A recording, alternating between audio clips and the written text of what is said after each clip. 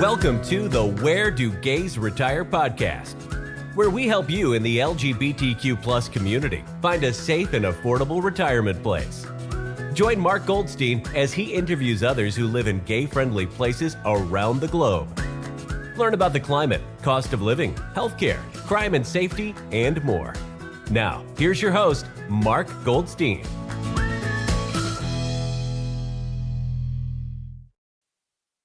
Today, our journey takes us to New Orleans, Louisiana. We have two special guests with us today. We have Jim Meadows and we have Joe Fay. I'll tell you a little bit about Jim first, and then we'll tell you about Joe. So Jim Meadows is a MSW. And by the way, is that Master of Social Work? Mm-hmm. Yes. Okay. And is the executive director of New Orleans Advocates for the LGBTQ plus Elders, called NOAGE. In addition to his work with NOAGE, he is the secretary for the LGBT Archives Project of Louisiana, and he serves on the board of directors of A Home Among Friends, which aims to provide affordable housing to low-income LGBT seniors in New Orleans. He is the vice president of the New Orleans Steamboat Club, one of the oldest gay social clubs in America. He is particularly interested in providing support to LGBTQ elders and in preserving the history and legacy of the New Orleans LGBTQ community. Okay, and now we have Joe. Joe Fay is the founder of A Home Among Friends, a 501c3 created to provide affordable housing for very low-income LGBTQ seniors. We believe communities that are modest in scope work best to create not just housing, but home for older folks who deserve as much as anyone to enjoy their golden years in a safe, welcoming environment. Joe spent 30 years in nonprofit sectors, including in senior management and leadership. He is the graduate of Boston College and Columbia University's Graduate School of Business. He served as a U.S. Navy Supply Corps officer between college and graduate school. He and his longtime partner were recently married in New Orleans. Congratulations. Thank you. They live in the Irish Channel in a restored Italianate home dated from the 1880s. Wow. Okay. Welcome, gentlemen. Welcome to the podcast. Thank you so much for coming. Yeah, sure. And let's start off. Jim, tell us a little bit about NOAGE and the nonprofit that you currently work for. Yeah, sure. Thanks for having us, Mark. Just real quick, I'm secretary for the LGBT plus Archives Project of Louisiana, which is another organization that's really near and dear to my heart. But yeah, so NOAGE, it's kind of two branches of what we do. On one hand, we have social events for LGBT seniors who, as you may know, tend to be more isolated over time, tend to live in poverty, tend to lack a caregiver. So we're trying to create opportunities for those folks to socialize and build new social connections, maintain existing ones. And we do that through events like our monthly potlucks, walking groups, movie nights, book clubs, coffee talks, and other various events of that nature. The other branch of what we do is education. So we provide cultural competence trainings for healthcare and other service providers who work with elders. For example, a training at a long-term care facility for their staff and administration to tell them why, for example, someone might want to go back in the closet when they go into long-term care. Yeah, so it's two sides. It's the socialization and education. And that's pretty much what we do, Mark. Jim, we need more Jims in the country or in this world. You do a lot for the LGBTQ community because some seniors do have it tough and find it very difficult because they are alone. They might have lost their loved ones, and going into a nursing home is not the best thing in the first place. And for an LGBTQ senior, especially going back into the closet, is not something that we want to do. So I give you kudos, commend you for all your efforts that you do for us. Thank you. Thank you. You're welcome. And Joe, tell us about a home among friends. Give us a synopsis of what goes on there. So, at some level, what we're doing is very much akin to what Jim does in a fairly specific way. We know that LGBTQ seniors suffer from isolation. We know that large parts of our population have lower incomes as a result of discrimination through the course of their careers. They have poorer health outcomes if they are isolated. And our solution to that problem is to create small communities embedded in existing neighborhoods, repurposing existing housing. There are roughly 6,000 vacant houses in New Orleans now, any one of which could be repurposed into a small community, which we believe is the best place for LGBTQ seniors to be because they're able in that way and in that environment to form friendships so they have not just housing, which is tremendously important, but also a place to call home. And we are in the, I would say, startup phase of this in the sense that we were a 501c3. We have a board that we are thrilled to have the services of, and we are this year focused on gaining visibility and credibility among the population in the LGBT community that might have the resources to help us fund a demonstration project of this initiative in New Orleans. So, Joe, tell us why are there so many vacant homes? Is it because of Katrina? I think that must be part of it. If you drive around New Orleans, you see lots of vacant lots, lots of vacant buildings, both industrial, commercial, and housing. New Orleans has also lost a substantial portion of its population in the last 15 years. I think we're down 80,000 people on a base of about 450, and that was both as a result of Katrina, but also other factors, increasing homeowners insurance, increasing costs, although our housing cost continues to be, in my experience, very modest compared to many other places, and also just an outflight of population into the suburbs. Look, people leave their houses behind. I see. So what you want to do is take these vacant homes and create an LGBTQ community for seniors. Right. What we've been able to determine based on a lot of discussions with various city organizations is that we have the ability. There's a traditional housing model here called a shotgun, which is basically 4 or 5 rooms straight in a row, and that's a common housing configuration here. We know by having spoken with public officials that we're able to convert those, which would be either a 1 family or 2 family unit now, into 4 to 6 units, and in doing so, provide each of the residents with a 2 room suite with their own bathroom, their own kitchen, and then build around that facility gardens and gathering places that allow the residents to have a community. Gotcha. All right. Well, it's very important that our seniors have a place to live and a place to stay that's affordable. It's very rare that you find those places anywhere these days.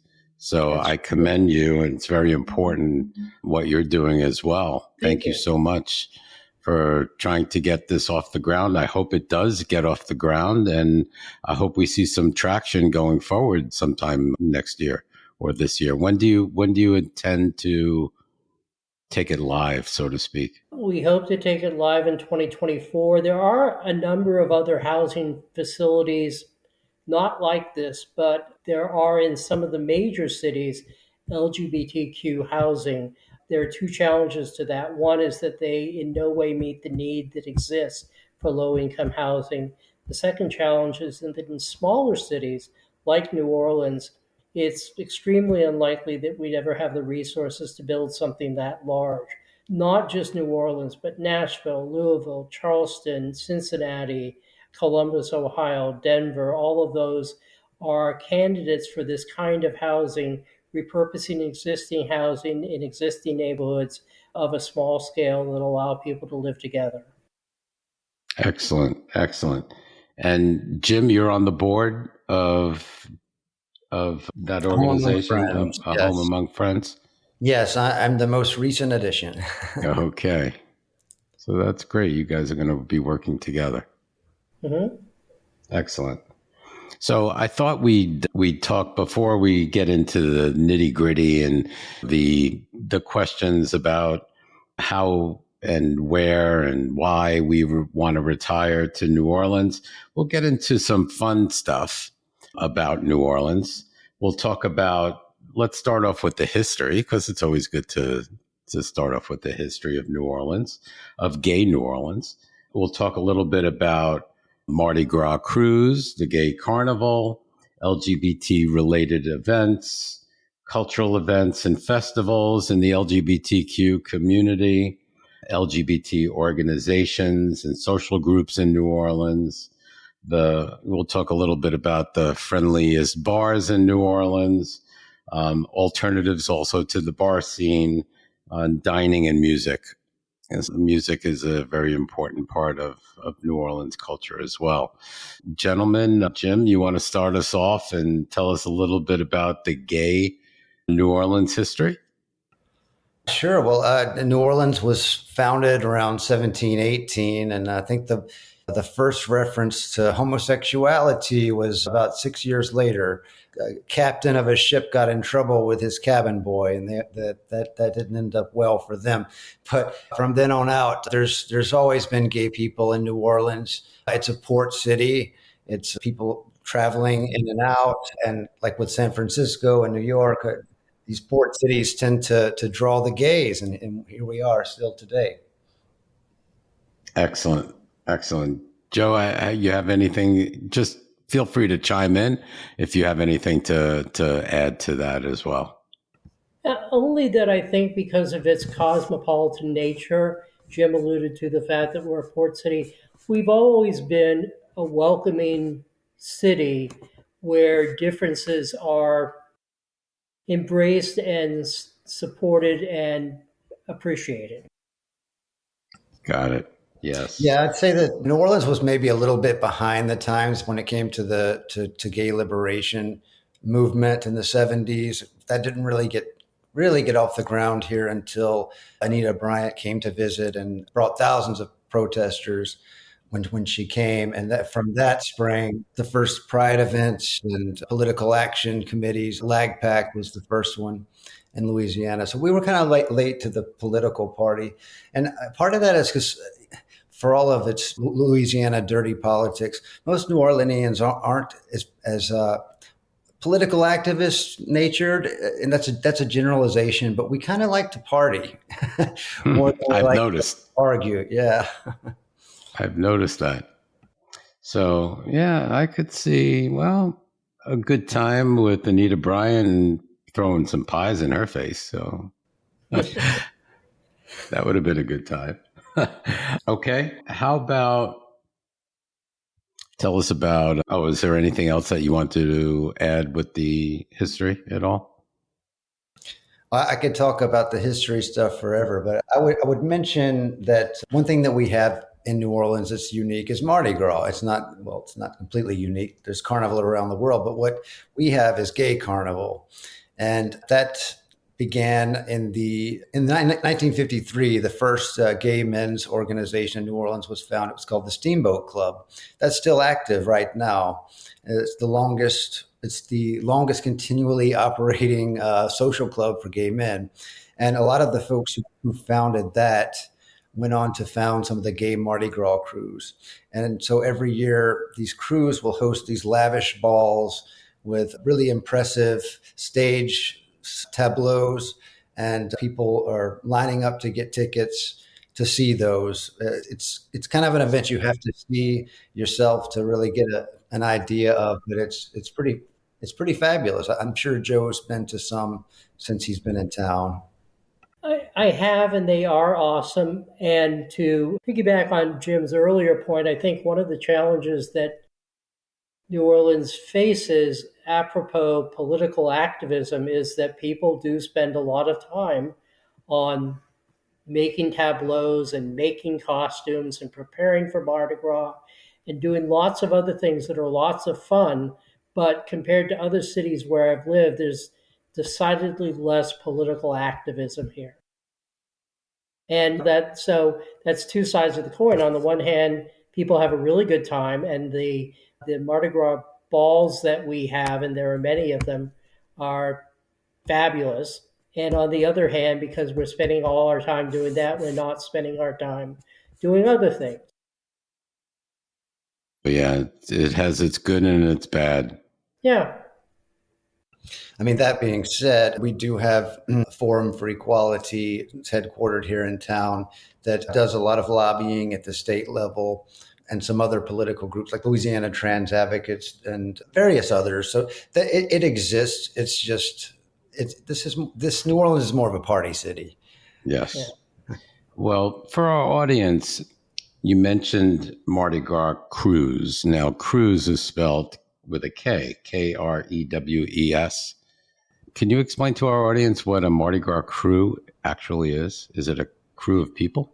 It's a group of people. I think in the beginning it was all men, all white men. That has changed in the years since. But they get together at their clubs and they work together to put together these costumes and crafting very elaborate outfits. If you Google New Orleans Carnival, if you want to really see it, watch the documentary called The Sons of Tennessee Williams, which really gets into the history and shows some of the videos of what those events are like when they put them on during Carnival season, which begins here. It's not Mardi Gras Day that it starts. It's 12th night is the kickoff of Carnival season. So we have a couple of months where it's just parties every weekend. Well, I mean, that doesn't really change during the year either, but specific parties for Mardi Gras. And these balls are just one aspect of that. And the gay balls and the gay crews are just a subset of the much larger Mardi Gras initiative, which, as Jim alluded to, starts 12th night. So we go almost directly from New Year's Eve into 12th night celebrations that start the Mardi Gras season. The straight crews parade along the main thoroughfares. Starting about 2 weeks before Mardi Gras Day, they parade in almost nightly, and they also have elaborate balls of their own. So the gay balls, because the gay crews don't parade, to my knowledge, Jim can correct me on that if I'm wrong. No, that's right. That's right. They also have balls, and we have balls, and so our balls were probably in response to their balls at some level. Who has bigger balls? No, just kidding. Oh no, these uptown balls. It's the wealthy debutante class. The gay carnival balls began as a send up of these debutante women, and but it's evolved beyond that to have different themes. We've got so many different groups. There's the Lords of Leather puts on one of the most fantastic ones, leather themed party. You can imagine that one is the most fun. The other one that's up there is Armenia's, my favorite as well. Yeah, I've been to both of them. They're both fun, although Lords of Leather is more provocative, I think it's fair to say. Got it. So there's other LGBT related festivals or events. I know there's Decadence, right? What is Coming that? up next weekend. What is that? Jim? Is it very Can you decadent? describe it? Yeah, so each year on Labor Day weekend is Southern Decadence. And that started in, I believe, 1973. A group of bohemian friends living on the edge of the quarter got together and said, we're going to put on a parade and we're going to have a party at the house. And from that, each year, it wasn't just gay people. It was straights and gays living together in this one house. But over time, it became more associated with the gay community. And the highlight of it is a parade on that Sunday.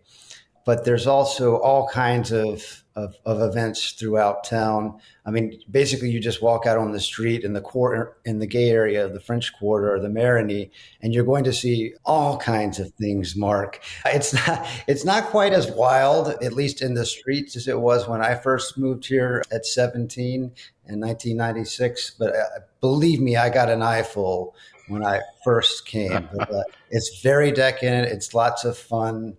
It's not family friendly, and we like it that way. Gotcha. And it's also limited geographically within the city. I think that's fair. The French Quarter, the Marigny, Bywater, where there are large populations of LGBTQ folk. If you were to venture out from those areas to the area where either Jim or I live, you probably wouldn't be quite as welcome, Right. depending on your attire. And Mark, it's actually one of the biggest events that happens in this. It brings in $250 million to the city. Wow. In revenue. So years ago, when it was a lot more wild, that I think that was because it was pre-sponsorship and people wanting to sponsor the gays and have rainbow flags on their businesses, and so it was a lot more fun. But what's happened is the city realized, hey, this is bringing a lot of money here for us. Let's figure out how we can keep this going, but not get people arrested. I'm trying to think in my own mind, how could it be wilder? What went on in the wilder days? We can't talk about that. I don't know what kind of show this is, but No, that's okay. It's not rated anything you can imagine. PG, but Anything you But can imagine. one of the things that's interesting to me is that the best restaurants in town have drag brunches. They have many drag brunches over Southern Decadence, but they have them throughout the year. Drag is different than, or is a piece of the LGBTQ community, but nevertheless, to me, coming from many other cities, this is the place where that sector of our folk are most embraced by the most number of people. I know some uptown people. I don't know a lot. I don't know really what the uptown debutante straight community thinks of us, but they, at the very least, embrace us at some points. And Jim's right. This event makes a lot of money for the city. If you look in the Times-Picayune, which is our daily newspaper, it is one of the things that's highlighted as an event that's coming up over Labor Day weekend, because publishers know that people are interested. And I know you get people from all over the country coming in, because I know some friends from Connecticut that every year, it's Southern Decadence time. Yeah. So they all fly in. And then they take pictures. It's kind of cool. All right. Any other festivals that go on that are worth noting during the year? Well, I mean, we celebrate Pride in June, like most people. We shouldn't celebrate it in June because it's too hot. But right. We should take Palm Springs lead and do it in November. Yeah. But the other thing is that we're really well integrated into all the events that go on. So there's one of the first Mardi Gras parades, Jim, correct me on this, is Chewbacca's over in Bywater. And Chewbacca's is more of a riffraff parade that isn't on the main parade route. But if you go there, you will see many, many LGBTQ folk participating in that. And I think that's true throughout the festivals around the year. I'm trying to think of we have a 12th night party every year. I'm trying to think of, and then we have Jim's event, which is a big fundraiser for him that comes up in November. We have the HRC Gala, which happens in September. Forum for Equality puts on a big dinner in October. And add to that all the things that everyone else does. It's a very busy place to live. And when you mentioned Jim's event, is that for NOAGE? Yes. We have a fundraiser gala each year, the Friday before Thanksgiving. Which this year is going to be at the newly renovated aquarium, I think. That's right. Yeah, the autumn. It's one of those events that everyone feels they must go to, but they also want to go to because it's a really good time. Cool, cool. Sounds great. So, besides the cultural events and festivals, how about the LGBTQ organizations? Are there many other than yourselves? What you two have in New Orleans? Jim? No, yeah, Or are you it? there's a great many for a town of this size. Unfortunately, for many years there was an LGBT community center. It moved after Hurricane Katrina, and it kind of struggled for a long time, and they closed recently. So at the moment, we don't have a community center. So a lot of the organizations are kind of scattered a bit more than they once were, but. Yes, there are groups for youth, groups for elders, groups for everyone in between, all kinds of affiliation groups and lifestyle There's, groups, anything you there's can a sports group. There's a sports group that imagine. has a series of sports that they support. But as you can imagine, it's not like New York or DC or LA or San Francisco. We're a much smaller place. Mm-hmm. Yeah. Okay. Let's talk about bars. There's so many of them in New Orleans, especially in the French Quarter. What are your friendliest go-to bars? I like the Townhouse, which is I think it's a fairly new bar. It's nice, it's friendly. I will spend whatever time I spend at Southern Decadence at the Phoenix, which tends to be for the, let me just say, the older gay, lesbian, bear, leather community. Okay. How about Yeah, you, I mean, Jim? I love the Phoenix. It's the one of the coolest bars. Very very friendly, welcoming. I mean, the leather people are just the best people. I don't know why it is, but they're the nicest people, the most down to earth. I like the Corner Pocket because I like a little raunch. It's John Waters' favorite bar in America, and it has boys dancing on the bar. New Meat Night on Fridays. It's always a blast. Now, when I was younger, I loved going to Oz and the pub, which are the dance clubs. I'd say Good Friends is one of the friendlier places. There's a bit of contention about what's the oldest gay bar in America, but there is an argument to be had that the oldest one is Cafe Lafitte in Exile, which has been around. It's been the 40s or 50s. It's existed. So that's a friendly one. Are they all in the Quarter? Most of them are in the Quarter. There's some in the Marigny. There's only one bar in Uptown that's kind of a small place. But yeah, they tend to be in the Quarter and Marigny neighborhoods. Okay. Now you mentioned also alternatives to some of the alternatives to the bar scene that the LGBTQ community can get involved in or are involved in? So I go to and see a lot of friends at the cultural activities. So we have this awesome place called the Marigny Opera House, which was a desanctified church that was purchased by a couple of guys, married guys from New York. They came down, they renovated a church, and then they introduced a series of cultural events. So you can buy a season's worth of tickets. It's called opera ballet, which preceded the bifurcation of formal opera and formal ballet back in the late 19th century, I think I'm right to say. But they continue to do opera ballet. So I see a lot of my friends there. There's the opera, which is a good little opera, attracts a lot of the gay community. I don't know about the symphony because we don't go, but any place we go for culture, we will see friends from both the straight and the gay community. Those of us who live here who want to embrace the cultural opportunities do so comfortably, and we find lots of other friends doing the same. And I'd throw in that I think that NOAGE, we aim to be an alternative to the bar scene as well. Our events, sometimes people, it's harder to meet people at the bars now because people are just on apps and Yep. like they're sitting at the bar, like typing on the app for someone who's at a different bar. But our events are a more friendly and kind of atmosphere. And I'm really proud that we give that people an opportunity to do something that's not drinking related.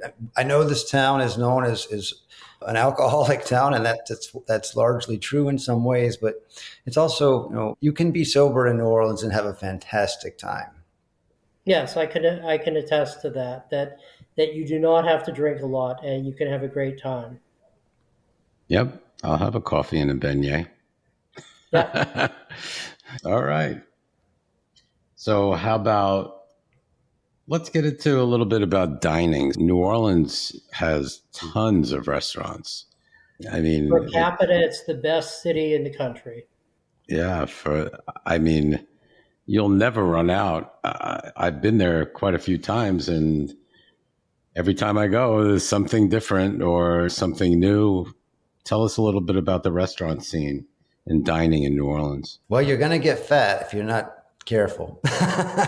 No, like you said, there's like a restaurant on every block here. At least. Yeah, I don't get out to as many as I once did. Some of my favorites are, I like Galatoire's in the Quarter. There's a little place uptown called Bistro Daisy that my partner and I love to go to. But it's innumerable. If you're a gourmand, then you will have fun here in town.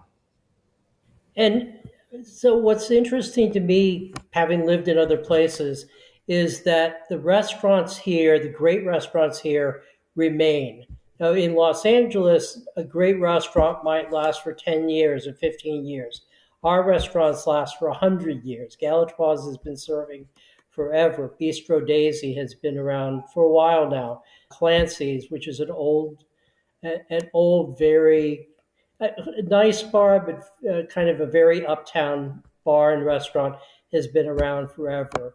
Dookie Chase, which is famous for its support for the Black community during the 60s, has been around forever. And literally, we're 6 walking blocks from Commander's Palace. And you can go there and have an amazing meal. And the quality of the food and the quality of the service and the ambiance is, again, on a per capita basis, no one compares. Got it. So you'll never run out of restaurant choices in New Orleans, that's for sure. No, that's absolutely true. No, you could eat out every bars. night of the week, and you would not even begin. Like for a year, you would just be scratching the surface. It's incredible. That's true. Yep, I hear you. How about music? New Orleans is known for music, jazz and stuff. So tell us a little bit about that. Well, there's the Jazz Fest, obviously, in May, which brings in people from around the world. We always go, there's 2 weekends, so we always go one day each weekend. And you hear people that you'd never hear anyplace else, but it's not just jazz. It's jazz and blues and folk, and in many cases, some rock musicians as well. So that's a great place. They're preceding that, a few weeks before that, is something called the French Quarter Fest, which is local jazz, blues players that appeal primarily to the locals, but we still get some out of town people. There's concerts all year round. There's probably 20 or 30 jazz clubs, each of which has nightly sessions. There's Preservation Jazz Hall, which just celebrated its 60th anniversary. And honestly, any kind of music you want. There's Tipitina's, which is an uptown place that we're going to see Yolo Tango there in a couple weeks. But it's remarkable. And the best thing for me, having come from bigger cities, is you can get to any of these places in 15 minutes. Yeah, there's also every year the Essence Fest, which is one of the biggest events in town, and that brings in a lot of the R&B stars from around the world, and it's huge.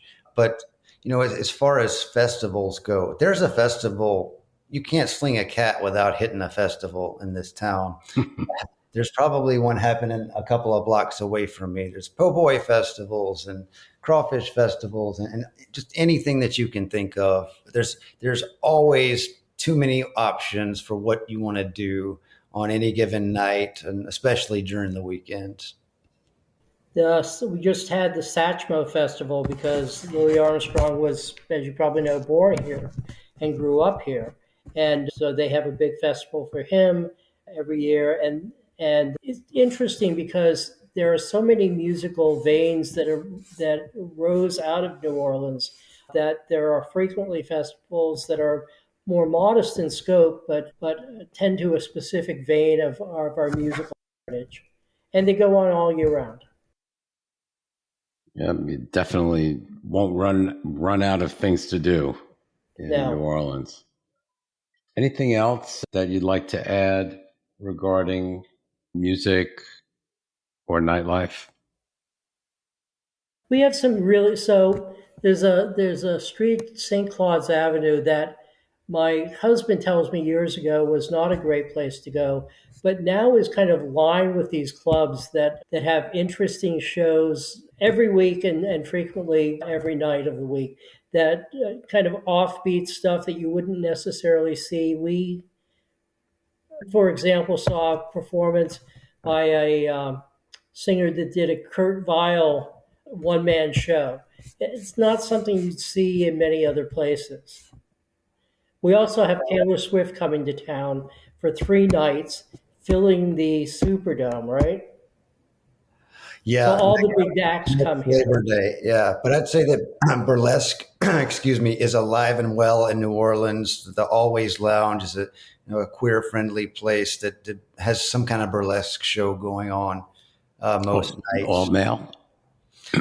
They have some stuff they have male burlesque, they have female, they have non-binary, they've got everybody together, they've got jock lube wrestling on some nights of the week, just anything you can imagine. That's kind of interesting. Okay. So now we'll get into a little bit about New Orleans retirement and stuff like that. Tell us, how long have you both lived in New Orleans? Well, I'll start. I moved here in 1996 to go to school. I grew up in a small town called Greensburg. But yeah, so I've been here, what is that, 26, 27 years almost? It's a long time. And Joe? I've been here 5 years next month. When I retired, we moved here because my husband is from here, and his father is still living and well, and so we wanted to be here with his family. Got it. That's a long, 5 years is a long time. I've been here in Phoenix for 5 years. And Jim, you might as well be born there. You're there so long. Very cool. Tell us a little bit about where New Orleans is in the state of Louisiana geographically.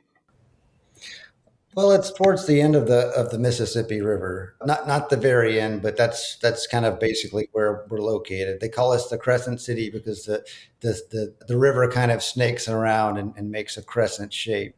But southeast Louisiana in general is where And we if are. you look at Louisiana, people describe it as a boot. So we're in the toe of the boot. There you go. Okay.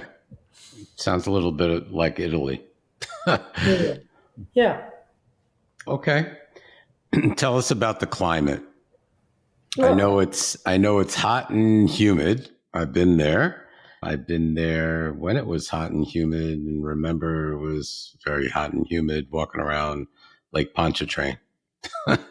So tell us a little bit about the summers. How hot does it get? How about the winters? Does it cool off? So we're Or Joe? going through a heat wave right now. It's supposed to get to be 102 today, Oh, and we've had a summer of very hot weather. More commonly, it's hot, and we'll get a rain shower in the afternoon. And hot runs from May through September, with probably a little bit of October thrown in, and it's just hot and humid. yeah. It's like Yeah. Florida weather, right? I would stretch that further than September. It can be quite hot. throughout the fall. But I think what we're seeing right now, Mark, is it's like unlike anything I've ever lived through. I've been in Louisiana all my life. I'm 44. I've never lived through a summer this hot, but I don't think I'm alone in that, and that we're alone with that here. You're not. In Louisiana. But, if we can talk about a normal, we have fairly mild winters, and the couple of weeks of spring and fall we get are just like my favorite time of year, and you just cling to them. If you want to visit New Orleans, don't come during the summer. Come during like carnival season. It's fairly temperate. Come for Halloween or the holidays, Thanksgiving, Christmas, New Year's. Those times are the best time to come visit. Never come in July or August, unless you're coming to Southern Decadence on Labor Day weekend. then there's an exception. Then you take off all your clothes anyway. Well, so. they're not wearing any clothes anyway, so it's yeah. But mid-October through mid-April, at least, are nice times to be here. I don't think we've had snow in at least a few years, and it's very rare. It never gets below 40. And which is good because the old houses generally aren't well insulated. But we have very modest winters compared to every place else I've lived. Now, that being said, when it's 40 degrees in New Orleans, it feels like 15 degrees in Minnesota. I've spent winters in the Midwest and with -0, and I'm like, okay, this isn't really so bad. If it's 20 in New Orleans or 30 in New Orleans, it feels really cold. Just throwing that out there. Because the humidity goes through. Oh yeah. Yeah. It's a wetter cold than it is in the Northeast or mid-North Central. Totally opposite from where we are here in Phoenix. Everybody says, it's 120 degrees, but it's a dry heat. But needless to say, 120 degrees is like walking into an oven. Yeah. It doesn't matter. I mean, I could be a pizza. So going into a brick oven, it's hot. Anything above 110 is hot. Yeah, it's dry. And we get our winters. Our winters are beautiful. I mean, and our fall, it starts cooling off. September, we might feel something like a little, I don't know, little cooling off at night, in the morning. And then November gets better and better. And we could go down into the 40s as well. But being so hot during the summer, if you experience, to me, anything under like 75 is like cold. So it's all relative. Right. Yeah, I mean, we'd be remiss not to mention, though, that as far as our climate goes, hurricanes are a reality. They happen. We hope that they won't come, and we hope that they won't be severe. But since I've lived here, I'd say we've had two really, really bad ones, and that was Katrina in 2005 and Ida in 2021. And I sure hope we don't have any bad ones this year. But it's something that your listeners should, I'm sure they're already aware, but that's just one of those things. It's a possibility. It's like Florida. Have you guys had any insurance companies pull out like they have in Florida as well because of hurricanes? Yeah, it's become a problem for the state because a lot of insurance companies have pulled out, and homeowners insurance has gone up a lot. There's a state-funded insurance co-op, I guess, which is the insurer of last resort, and it is by law required to have premiums 10% higher than any for-profit insurer, which means that people get, if you can't get other insurance, you get hammered badly. So that's been a problem for people, and many of us. It depends on where you live in the city, but many people really need to have flood insurance as well, which isn't tremendously expensive, but with some recent changes is going up. And if so you have to think about it. And the good news is that compared to every place else, our housing is really cheap. Right, and if you're moving to town, that's one thing to bear in mind is where in town you are, because the city is shaped like a bowl. So if you're kind of close to the river, like where Joe and I are, you're less likely to like. I know this house is similar age to Joe's, and it's never flooded as far as I'm aware. But other parts of the city just flood regularly. So that's So, something to really look into if you're looking to buy real estate. so I'm sure the city has mapped out of flood zones as It well, right? does. And hurricane zones, maybe? I don't know. Or They're tide. comparable in the sense that hurricanes produce the flooding. Right. Jim and I both live along what's called the sliver on the river, where the centuries of sediment deposit have created natural levees. Our house has never flooded, and I guess Jim's hasn't either. But there are other parts of the city that even they flooded during Ida, which I don't know. I was my first hurricane ever. It was daunting, but I wasn't horrified by it. I mean, it wasn't great, but it wasn't awful. But what I remember with Katrina, I don't want to turn this into something negative, but I remember in Katrina, there was people on their roofs because the water was way up to the top of their building, of their home, which to me, it was unbelievable.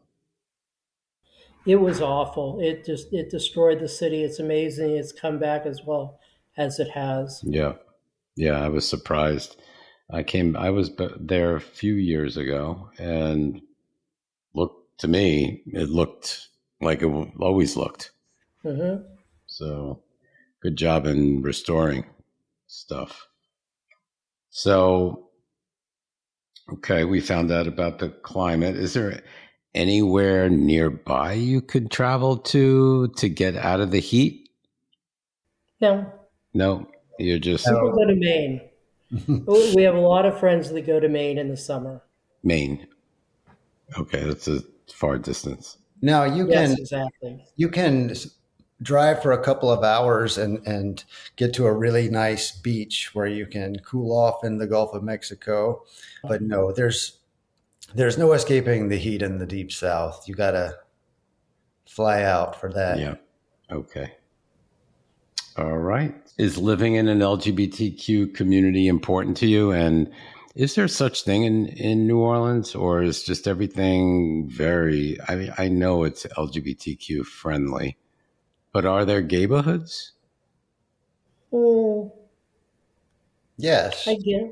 Yeah, I mean, historically, the French Quarter was the neighborhood, and then over time, it kind of shifted. And I mean, it still is, or well, very. There's been a lot of people who no longer live in the quarter because people are buying it, all the properties for investment, and so you can't afford it. So Right. people move to the Faubourg Marigny, which is still what I would say is that's really the neighborhood, but it's getting pricey. So people have moved further out to what's called the Bywater, and then even into St. Bernard Parish and Araby. But that whole stretch is all very gay. But there's gay people living throughout the city, everywhere, pretty much any part of town you can think of. But the neighborhoods are like the areas near and about the quarter and the Marigny. It's important to me, Mark. I moved here from a very small town of about 600 people. I'd never, I grew up when there was no Will and Grace or no reference to gay people that I ever heard about that was anything but negative and terrible. And here I arrive at this town where people have created a community for me. I mean, I know they didn't do it for me, but they did it for all of us. And I'm super grateful to it. I don't, whenever I go visit other cities, I went to go visit a friend out of state not too long ago. And I'm like, oh, this is cool. It's like, oh, wow, this place is dead. Like, there's no life here. Something about being in New Orleans, not just the gay community, but just it's alive. It's Live. living. It's There's energy. there's so many downsides to it, but you can be whoever you want to be. Hmm. You can look out the window and see somebody on a bicycle in a tutu, and you're not going to bat an eyelash. Nobody bothers anybody about who they are. We love having the different types of people. I think there's a real live and let live attitude across the city. It just being LGBTQ here matters less than any other place I've lived, and I've lived mostly in big cities. But here we're far more welcomed. Yeah, I would agree. I mean, when I visited, I had no qualms of feeling out of place. Felt that, Right. in fact, I felt the opposite. I felt kind of embraced. My peeps are here. So it's something to really think about when you're retiring also and building community. I don't know about you, and not everybody's the same, but I, for one, would like to be around my peeps. Right. Well, to be comfortable, I mean, we've been fortunate to meet a lot of people, both through NOAGE and through other means. And in terms of percentages, we're comparable to Phoenix and Tampa and Denver in terms of percentage of gay LGBTQ folks in our city. But it feels like it's a much higher percentage. We have It friends does. throughout the city. They live in neighborhoods. Everyone knows they're gay. No one cares. There's a large elderly gay population here that has been active who worked in the universities or medical centers or teaching. And so we're well established, even if we haven't been as politically active as we might have been in other places. Hmm. Yeah, I definitely agree with you. Like Phoenix, as a comparison in Phoenix, where I live, we have a large, vibrant LGBTQ community, but it's not the same as if you go to New Orleans. It's just because New Hmm. Orleans is kind of like it's out there. It's like open and like this is my town, and I'm going to show you what it's like. Right. Whereas other areas of the country are a little bit more conservative and subdued. We're conservative in a weird southern way, but we're also pretty open compared to other places. Yeah. Okay. We talked about the bars also, mostly, of course, being in the French Quarter. How easy is it to make friends? So if I was just moving to New Orleans, what would be the ways that I could meet others in the LGBTQ community? Just do I look up No Age in the phone book and Yes. send an email, or well, how do you do that? We Is don't have there? a phone book, Mark. Oh, that's right. We're not Forget putting the phone book. it- Sorry about the phone book. I'm dating myself. We've met a lot of people through No Age. We also we went to the Unitarian Universalist Church and we met a fair number of people there.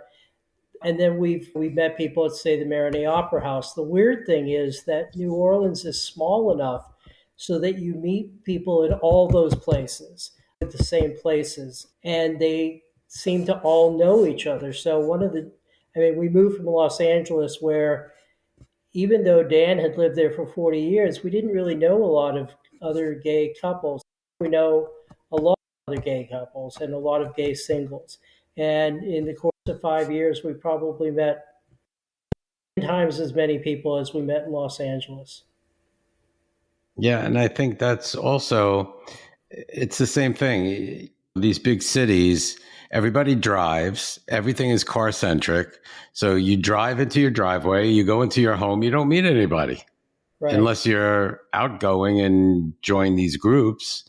Whereas New Orleans is more, to me, it's also, I know you need a car, but it's also a walking town.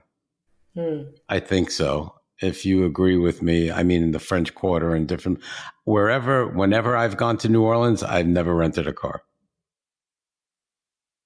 We live in a neighborhood in part specifically because it's entirely walkable. We know at some point 10 or 15 years from now we won't want to drive anymore, so we can walk to the grocery store, to the drugstore, to good restaurants, to the hospital if we need to where I go to the gym.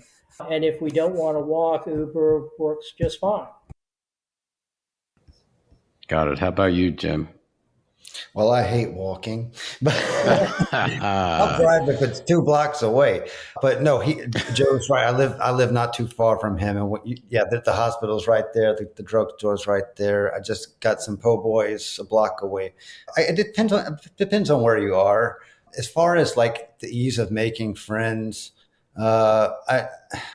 I have found, just being over 40, that it's harder to maintain friendships. It's harder to build new ones. And I'm saying, oh, this is what they talk about when you read about working on maintaining friendships. But that being said, I think if you move to New Orleans and you're gay, lesbian, trans, if you get involved with one of the groups, maybe it's NOAGE, maybe it's, I don't know, PFLAG. There's a very active PFLAG chapter. There's the leather community. There's some women's groups. No women's bars, but there's like women's pop-up events. I think if you get involved in something, like pretty quickly, you're going to make a circle of acquaintances and hopefully close friends. I haven't found it hard to continue meeting people, but that really only kicked off for me when I started getting more civic minded, so to speak, and volunteering for different organizations. But yeah, this is a very, very friendly town. If you're in the line at the grocery store, it's not unusual to have a conversation with the person behind you or the cashier. They won't look at you funny like they do in some places. I've learned to not be as friendly when I leave town as I am when I am here. Also, for older gays, there's a prime timers group here. I'm aware of it, although I haven't gone to their lunches, but they have lunches twice a month. And we also have an MC, a Metropolitan Community Church here. Between that, the Unitarians, there's a great, tremendously welcoming Episcopal church here called St. Anna's. Again, you walk in there and 25% of the congregation is LGBTQ and very much welcome. So there's lots of places to meet people. And as I said, you oftentimes meet the same people in multiple places. You got to start walking more, Jim. Yeah. 6,000 steps. Maybe when it cools off a little bit. I don't blame you in the heat. In the heat, yeah, I don't walk here and I don't go out in the heat when it's 120. Mm-hmm. Oh, the other thing is we have great schools here. We have Loyola, we have Tulane, and Yep. I've taken courses at Loyola because they have a deal where you pay the administrative fee and you can take courses for not the tuition costs, but the administrative fee.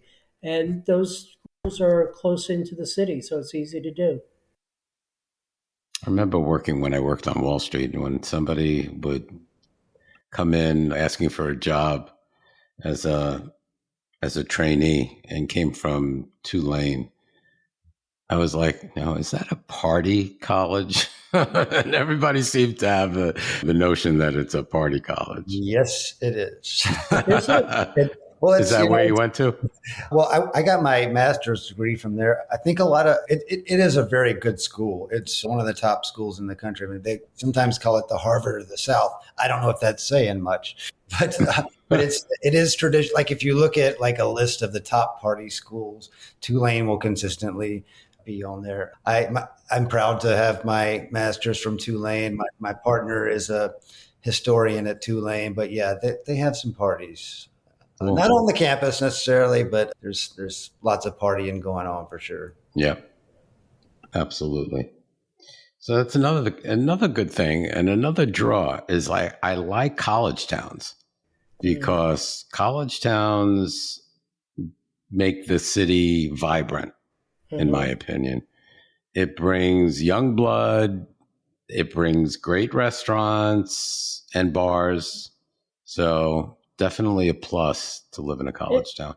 And we've had a real influx into New Orleans of young adults who are just post-college, who've really embraced the culture and in some ways transformed it. But we've got a lot of young people here. We have our fair share of older people, but we have a lot of young people that really inject excitement and enthusiasm into the city.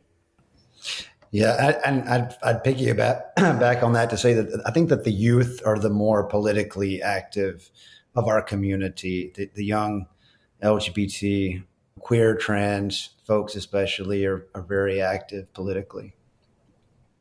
Everybody should be active politically these days and make sure that we get what we need. Or just vote. You don't have to Vote, go. You don't have to yes. riot. You can just go to the ballot box. Exactly. That's what I mean. Just get out and vote. Well, we've been really lucky here in Louisiana.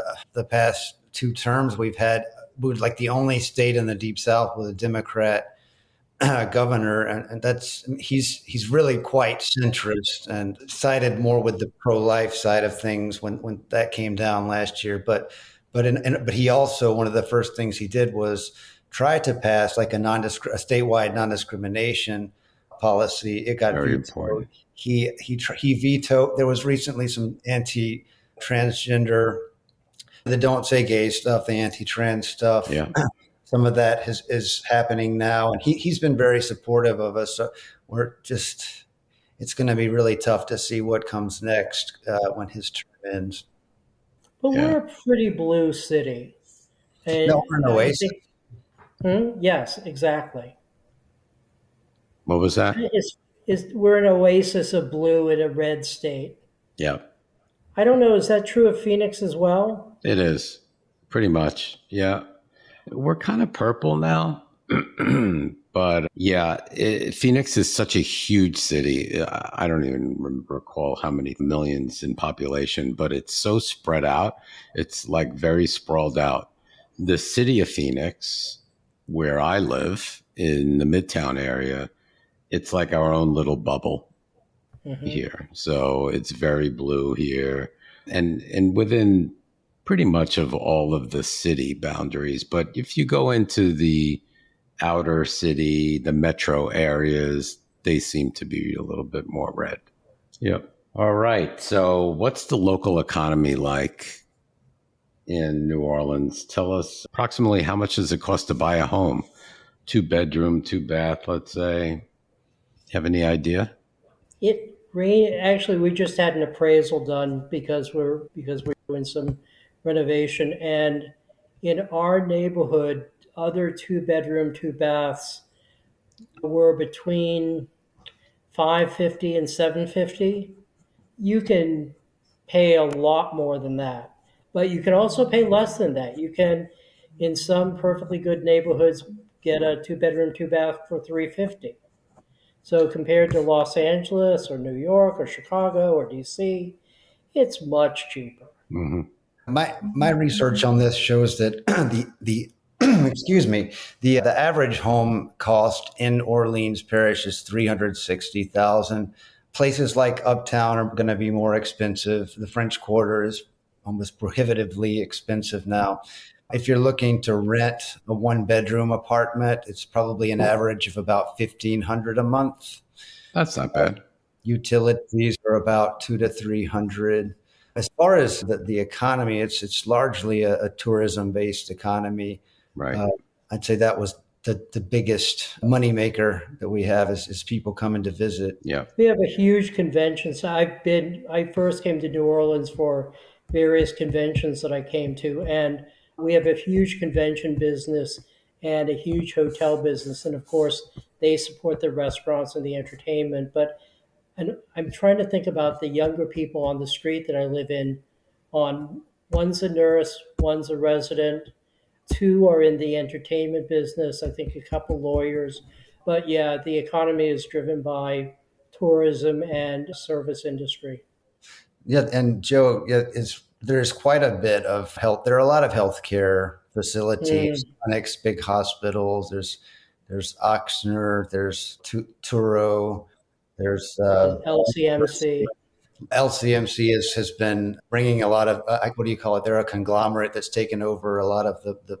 But there's plenty of healthcare jobs here in town. If you're a doctor, nurse, social worker, there's also plenty of healthcare if you're old. The quality of healthcare here is really good. We were skeptical, having been at Kaiser in Los Angeles. We were accustomed to really good healthcare that was well integrated. And Ochsner, where we go at least, is on Epic, which is a centralized data management system used by hospitals. So we get excellent care, and they've just signed an agreement with MD Anderson to bring their cancer expertise here as well. We feel well taken care of.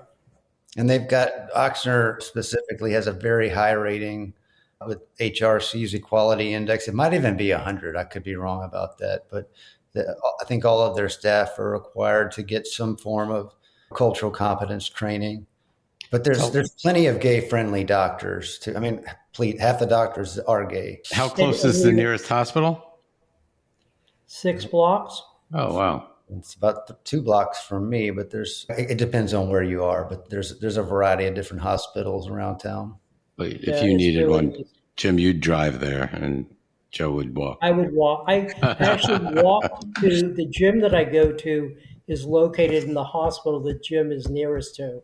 So I can walk there when it's 110 degrees. Got it. I'm busting him. I'm sorry. That's my partner makes fun of me all the time. He's like, you will not walk anywhere. Tell us how about your electric bills? Are they high because of air conditioning and heating? Maybe not much of heating, but. I would say I'm paying more than I did in Los Angeles, but we lived in a part of Los Angeles where we really didn't need the heat or the air conditioning very much. What's more? Give us an example like of $300 a month, which I shouldn't complain about. Yeah. But how big is your house? It's not that big. It's like 1,800 square feet. But Okay, these still a nice houses size. weren't built to be insulated. So the wall, if you live in New England, your houses are insulated. These aren't. Gotcha. Yeah, it's expensive to keep the house cool. Like Joe, I live in an old house, and it's much harder to keep it cool. Yep. I feel your pain. All right. So how about taxes? Real estate taxes? Speaking for ourselves, because we're over 65, we have something called a homestead exemption, which means that our taxes don't rise. And they are, I lived in a comparably sized house in Los Angeles, and our taxes here are half what they were there. Oh, that's pretty good. Yeah, no, it's that the taxes are good. Excellent. How about LGBTQ businesses? Are you all tied together with I know we have an LGBTQ Chamber of Commerce, right, in New Orleans? Mm-hmm. So you all talk to one another as well. And are there many LGBTQ businesses in New Orleans? I mean, yeah, there is. It's called the Gulf South LGBT Chamber of Commerce here in town. Yeah, I'd say there's a fair amount of businesses owned by LGBT people. I mean, there's the bars for one thing, but like Joe mentioned earlier, we just have a higher percentage of people who identify that way. Naturally, there's more businesses that are LGBT owned and friendly. You'll see a lot of rainbow flags and stickers around town at different kinds of places. I don't know if that necessarily means they're owned, but they're Friendly. by and large very friendly. Mm-hmm. Yeah. Yeah, Okay. I can't think of a place that we could go in town where we'd feel any sense of discrimination. And if we did, we'd post it and the business would suffer. Yeah. It's like everyone's going to make a cake for you. Everyone will make a cake. That's good. Let's have a party. Jim, I know you like to party. I do. I wish I could do it as much as I used to. Yep. Yeah, don't we all? Okay. We talked a little bit about the arts and culture scene. Is there like a live theater Yeah. in New Orleans? There's the Broadway show tours that come through the Sanger. There's a Le Petit Theater that does its own, and it's an Actors Equity Theater, I think. There's Jefferson Performing Arts Center, which is not far away. There's the Marigny Opera House, which has great stuff. I don't know what else, Jim. Well, we have this wonderful local theater company called the Tennessee Williams Theater Company, and Right. It's run by two guys, really great guys, who they put on Tennessee Williams plays and plays that are related to Tennessee Williams in some way. They always sell out all the shows. It's a lot of fun. They just had one, as Joe mentioned, the Maroney Opera House. They also have one coming up at Loyola. But yeah, there's a very active community theater, and like you said, the tours as well. And both Loyola and Tulane put on summer lyric theaters. And they do great job. The Tulane Mm. Lyric Theater, especially. I've been to some really great stuff there. Hmm. Do you So guys? it's not New York, but it's good. Yeah. How about museums? Do you have your fair share of museums? New Orleans Museum of Art, which is pretty good, and what's the one downtown in the Warehouse District? Southern Art. Oh, the Ogden Museum of Southern Art. Oh, and then of course the one of the biggest draws is the World War II Museum, which is, I mean, that's a world class, state of the art museum that I think brings it's part of Smithsonian, isn't it? What's the name of it? the World War II Museum. World War II. Yeah, Oh, yeah. I don't know. It's very well heeled. Hmm. And enormous and always growing. And it's a great museum. I'm not the kind of person that's like into war stuff, but Hmm. like if you have somebody visiting town, like that's always a great place to take them to, because it's just so impressive. We also have a nice street full of galleries, Julia Street, and a number of galleries that represent a number of good local artists who, some of whom have national acclaim. We actually just had something called White Linen Night, where people dress up in white linen because if you live in New Orleans, you have to have a white linen suit, and you stroll through the galleries. And even though it was too hot this year, it's a lively arts town. Do you own a white linen suit, Yes. Jim? I've got a seersucker. That's good enough. Those are the two. You have to have one or the other. That's good enough. All right, so you're not going to be bored with the culture and arts scene in New Orleans at all. I can't I imagine. mean, it really depends on where you live before. If you're accustomed to being able to walk to Lincoln Center, yes, you might be bored. But if you're not accustomed to that, no, you won't be. Let's talk about the food scene a little bit more. Can you get international cuisine, any type of cuisine in New Orleans, and instead of just Creole stuff? And Oh yeah, I mean, there's an Ethiopian restaurant right next to me, and then there's a small stand right next to that, and then there's a po' boy shop. Yeah, it's like what Joe's just saying. If you're used to New York or London, no, it's not going to be.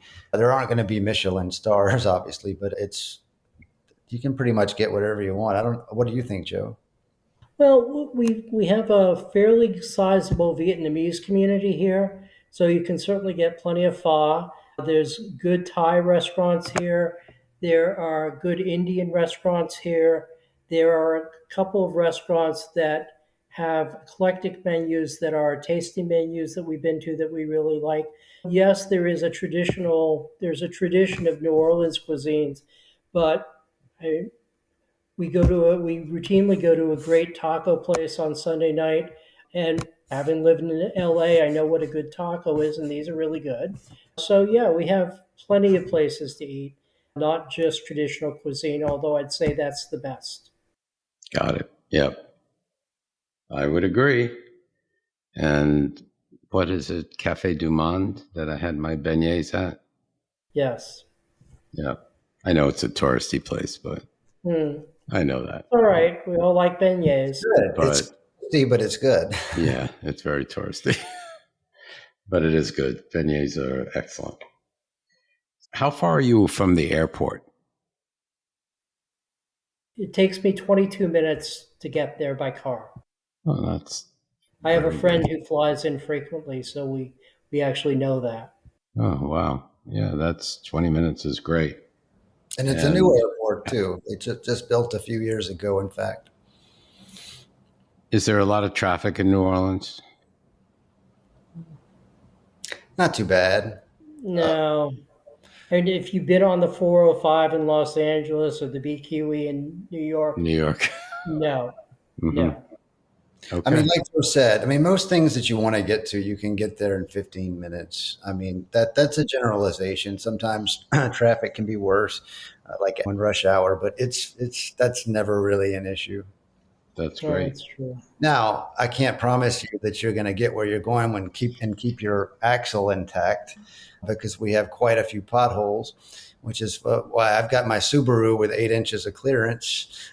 We have the streets are terrible. I mean, we've talked a lot about the fun stuff. Infrastructure, we're not great on. I mean, it's hard to maintain streets that are built right over reclaimed swamps, or when the sea level is right there. It's just and the really hot weather and the changes, the streets are bad, and Hmm. the regional transit is very unreliable. And I mean, if you're uptown, you're going to the quarter, you can take the streetcar, which is nice and romantic and fun. But again, you don't know when it's going to show up.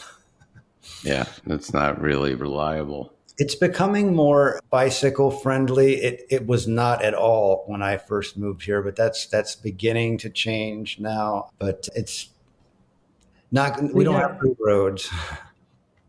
we have friends who just moved here from Chicago who rode their bikes every place during Mardi Gras.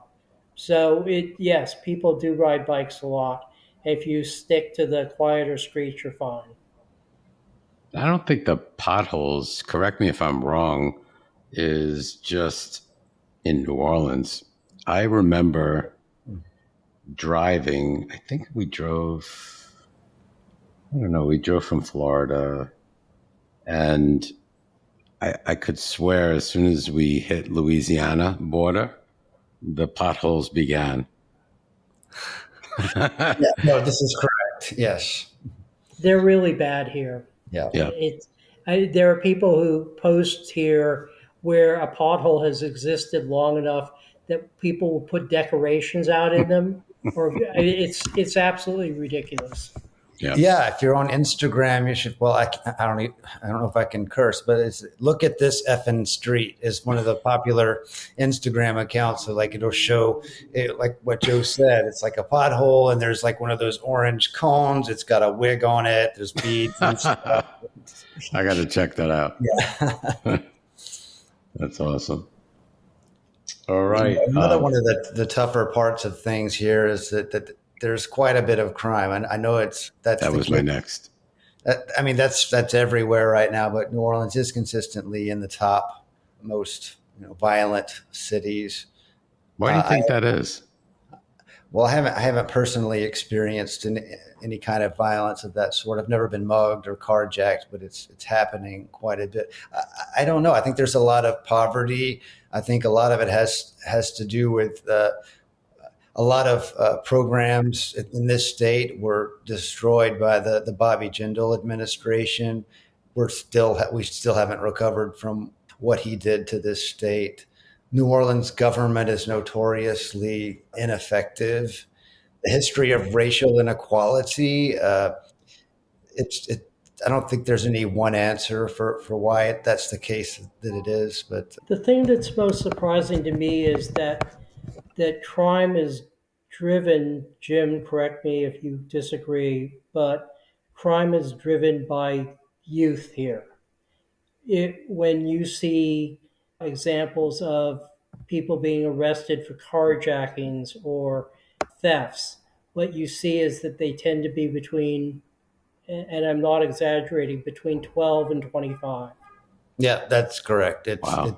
It's almost always teenagers, and I think that there's a crisis of youth going on across the country. And when you look at what a legacy of inequality, I mean, the legacy of slavery, the legacy of segregation in the South, and just the current economy in general, and just kind of living in sort of the apocalyptic present that we're all going through. The youth don't have the same supports that maybe we did Yeah. growing up.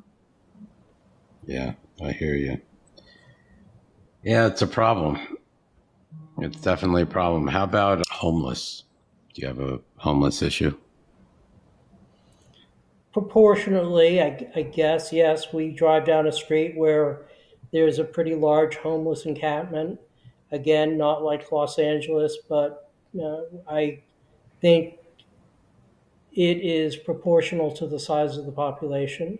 Mm-hmm. Okay. Is the government doing anything to help that situation at all?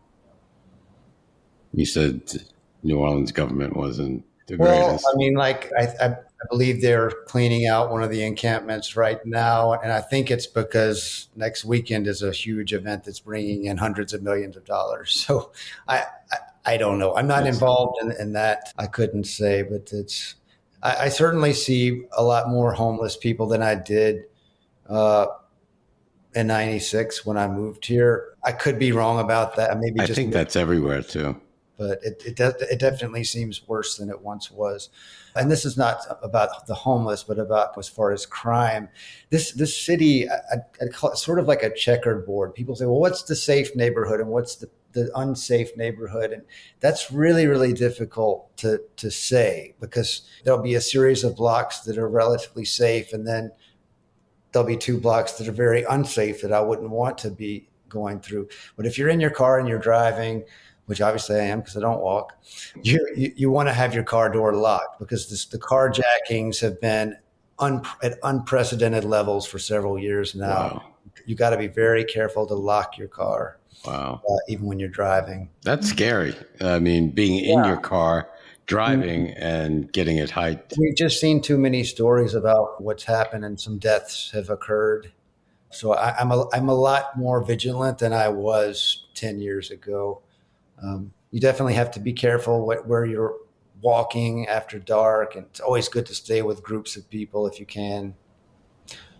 Gotcha. So, do you wish you had something in New Orleans that you might have had elsewhere that you don't have in New Orleans? I'm gonna let Joe answer that because Joe's lived in more places than I have. So, one of the things that was true in pretty much every place I've lived before is access to big open parks. In New York, I lived across from Prospect Park. In Los Angeles, we lived in Silver Lake, which has a huge park nearby. In DC, I lived along the Potomac.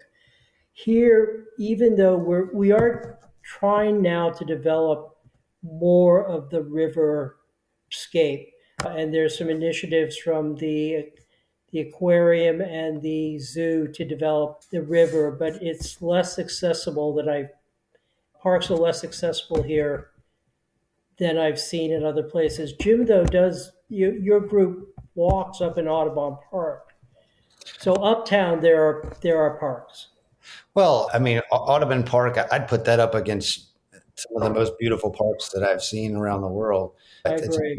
gorgeous, gorgeous park. There's a big golf course in the center of it, but there's a running path, a walking path where a walking group meets. And City Park is pretty huge too, and there's a lot of activities to do there.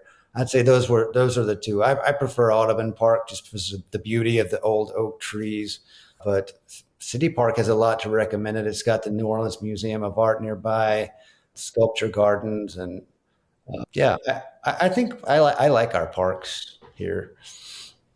I'm not that impressed with Central Park compared to Audubon Park, but that's just me. I'm biased. I like things that are pretty. And Joe, I forgot that you lived in Brooklyn, huh? In Park Slope Park for Slope. 12 or 13 years over time, and Yep. directly across from the park. It was great. It's beautiful. Yeah. I got spoiled. I lived in Brooklyn myself in Sheepshead Bay. Ah, it's a I grew great up there. borough. It's a great borough to live in. Yep. I grew up there since I was born I actually moved to Sheepshead Bay. I think I was 8 years old until I moved out, which was in my 30s or 40s. Wow. Yeah. Yep. So for the most part, and I lived and I worked in New York City up until 2014. Oh, okay. I was there till 2013, and then I moved to Los Angeles because I had met Dan. Yep. And we moved to Florida, which was a mistake. And then we moved to Phoenix. Any cons besides the negatives that we did discuss? Any other cons that you can think of? I don't think there's anything I haven't brought up that, I mean, like infrastructure would be nice, but I already mentioned that. It's Right. just, it's one of those things. Like, it depends on what's important to you. I mean, I've had really great friends who've left town because they wanted a place where the bus showed up on time. They wanted to be in a place where there's no potholes or where the weather is not so hot.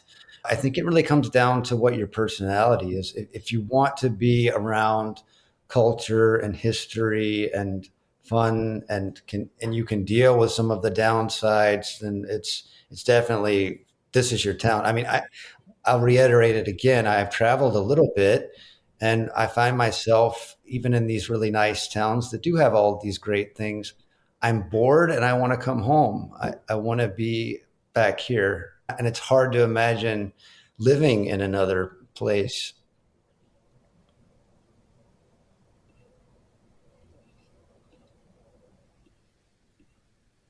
Just froze up a little. Oh, All right, did I? gentlemen. In wrapping up, what would you say to our audience if they were thinking about moving to New Orleans? So I'm on your Facebook group, and so I read all the comments there. And of the places I've lived, which have been many, this is the best place of all.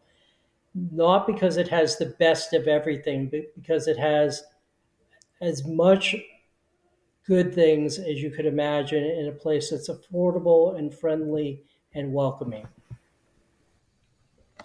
Okay. Yeah, How about you, Jim? Yeah, I hope that I'm not cutting out again. But I would say if you're thinking about living here and you have questions, feel free to reach out to NOAGE. Visit our website, shoot me an email. I'd be happy to talk to you on the phone or introduce you to folks. And I'm sure Joe would be as well. Yeah, we'd love to have you, or at least come visit. Absolutely. So let us know, where could we find you on social media? What's the website address? So for NOAGE, it's noagenola.org. We're also on Facebook and Instagram. For us, it's a homeamongfriends.org, and thanks to Jim, we're also on Facebook. All right, gentlemen.